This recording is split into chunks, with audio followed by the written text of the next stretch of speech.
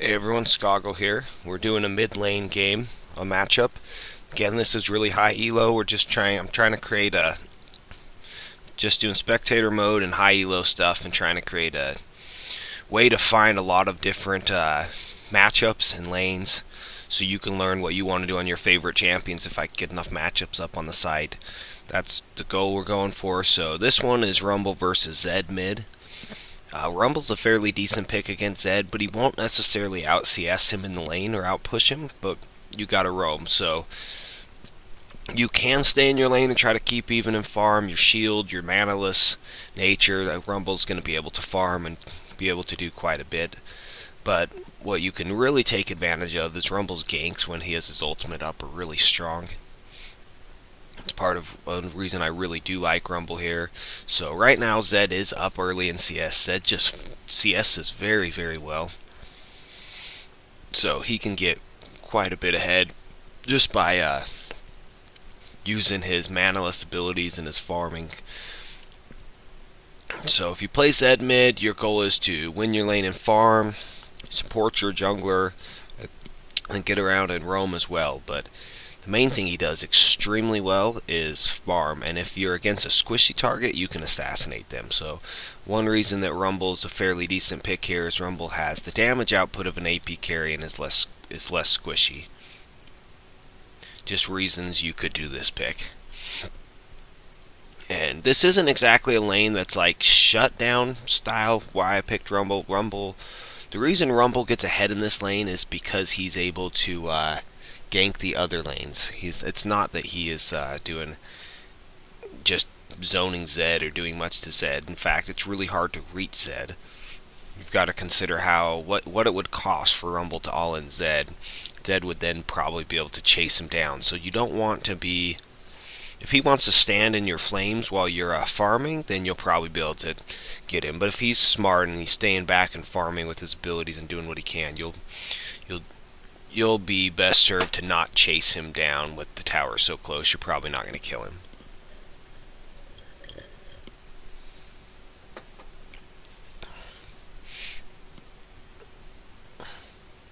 But one thing you can do with Rumble is keep your lane pushing a little bit so Zed can't roam. If he can't kill you and he can't be killing everyone else, you've at least mitigated some of the damage. He will get his farm though, unless he's just doesn't necessarily know what he's doing on Zed, but it's not that difficult for a Zed to farm up. So just try to keep tabs on him. If he roams on you, you do want to follow. If he puts all his damage down towards your teammates, you can pretty much probably get a kill on him while he's focusing others.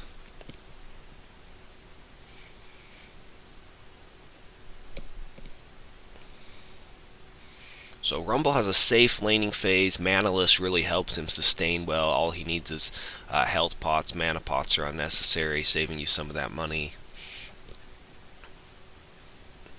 He farms pretty well. He's got the electric harpoon to farm from distance. This Rumble's going max in Q, which you'll almost always do as Rumble. And then we don't know. At this point, 1 point in everything else, 3 points in Q.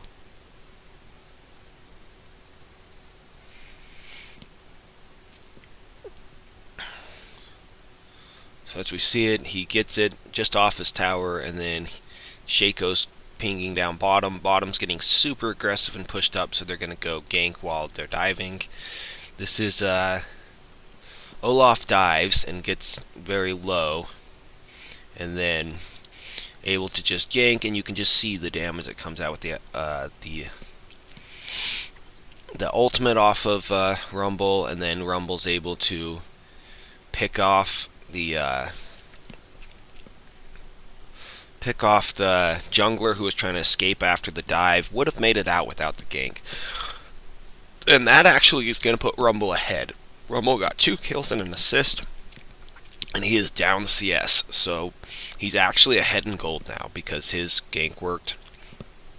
And they got out of there before Zed was able to come counter gank. So they ganked bottom, killed 2. Would have been 2-0, but Shaco and Rumble respawned, and they go get 3 kills. So it's a 3-2 win for purple side.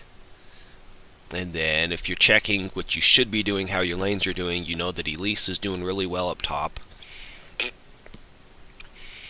And that's sort of courtesy of Shaco. That matchup, I actually think Udyr's a fairly decent pick there. He just needs, or Elise just needs a couple ganks, and once she gets ahead, that's going to be it for Udyr. Udyr's good at not being destroyed by Elise, but it's kind of over. And here, Zed's ganking top, and you can see that Elise just escapes towards the river, so when Rumble respawns here, as they're chasing it down, they're going to be able to catch Zed out of position. And this is just responding to their ganks again. So that's the second time they have responded to their ganks. And like I said, Zed was focusing Shaco and not Rumble, so Rumble's able to just do damage. And a Rumble that can just do damage is going to do great things. Just try to remember that when you're playing. If you're free to do damage and you're not just trying to straight up fight him, this isn't a counter pick where you want to just straight up fight him. I don't even know if it's a counter pick, but if you pick Rumble against Zed, you don't necessarily want to all in him when he can ult and do tons and tons of damage. If you do kite it, and then maybe you can get away from some of that damage. But you want to be pushing and then roaming, and then pushing and roaming. You don't want to play the let's just stay put game. You want to push and roam all day. So there, picks up even another kill. And they get the double kill bottom. And that's enough for Rumble to get away. Actually, I don't think he gets away this time, but I think Zed counter ganks this. Yeah. See him flying in there. I think he uses his flash and his W to get in there and at least get the shutdown kill. So Rumble could have walked back to his tower to avoid that. He's 4-1-2, 66, 90 CS and 1-1 on Zed. And the mid tower went down because Udyr gave up on his tower and got tired laning against Elise and went mid. So they pushed mid really hard and got the tower. Rumble didn't necessarily loot. He did roam, so that's kind of why it's gone, but he did make sure he won his other lanes. Anyhow, hope you learned something. Take care.